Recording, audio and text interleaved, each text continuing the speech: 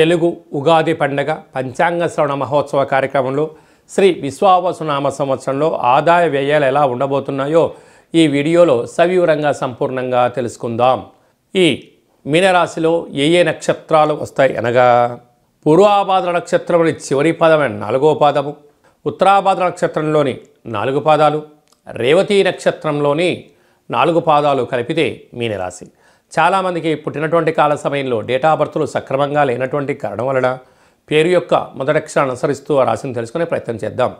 The, దుమ్, షం, Jha, the, they, దో, చ, చి అక్షరాల వారందరూ కూడా మీనరాశి జాతకులే. మీనరాశి అధిపతి దేవగురు బృహస్పతి. వీరికి ఆదాయం 5, వ్యయం 5. ఎంతైతే అవసరాలు ఉన్నాయో అంతే ఖర్చులకు సరిపడా డబ్బులు రాబోతున్నాయి అని చెప్పి గమనించాలి. కనుక తొందరపాటు నిర్ణయాలు తగదు. నూతనమైన కార్యక్రమాలు చేపట్టేటప్పుడు ఆదాయము వ్యయము సమస్థితిలో ఉన్నప్పుడు చూసుకోండి. మీరు మానసికమైన వేదనకు గురి కాకుండా అప్పుల పాలు కాకుండా ఉండే పరిస్థితి అధికంగా ఉంటుంది. రాజ్యపూజ్యం 3, అవమానం 1. మీ మాటకు చెల్లుబాటు అయ్యే సమయం ఆసనమైంది కనుక ఎవరికి పడితే వాళ్ళకు వాగ్దానం కూడా చేయకుండా ఉండడం ఉత్తమోత్తంగా భావించగలగాలి.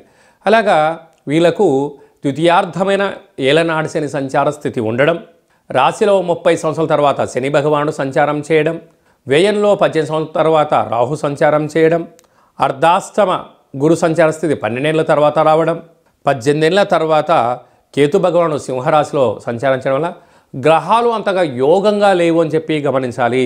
ఇలాంటి కాల సమయంలో ఓపిక, పట్టుదల, సహనం, కోపం పనికిరాదు.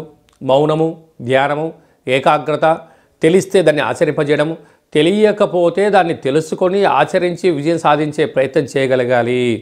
అది కాకుండా కూడా మీనరాశి వారికి చాలా సున్నితమైన స్వభావం ఉండడం, సాఫ్ట్వేర్ హార్డ్వేర్ రంగాల్లో ఉన్నత స్థాయికి ఎదిగే ప్రయత్నంలో కొన్ని పరిస్థితుల ప్రభావంతో అనుకూలంగా లేనప్పుడు సమస్య వచ్చినప్పుడు తల వంచడం తప్పులేదు. నదిలో ఉన్నప్పుడు అలా వస్తుంది, తల వంచడంలో తప్పులేదు.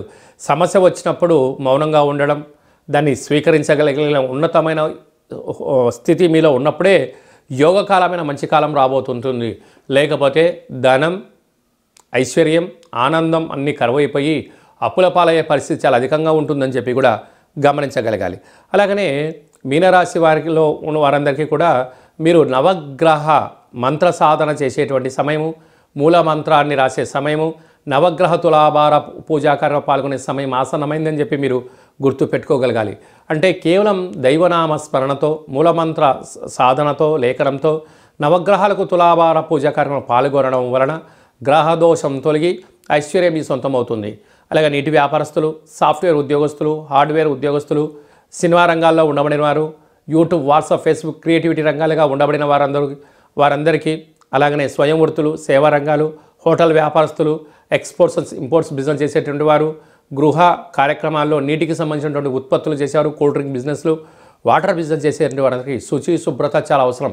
లేకపోతే ప్రభుత్వానికి మీరు సంజాయిషి ఇవ్వడం, కోర్టు, పోలీస్ స్టేషన్ మెట్లు ఎక్కే సమయం ఆసనమైందని చెప్పి గుర్తుపెట్టుకోగలిగి కనుక ఇలాంటి కాల సమయంలో అక్షర తులాభార నవగ్రహ కార్యక్రమంలో పాల్గొనడం వల్ల సకల దోషాలు తొలగి ఐశ్వర్యం మీనరాశి వారు సొంతమవుతుందని చెప్పి గమనించాలి.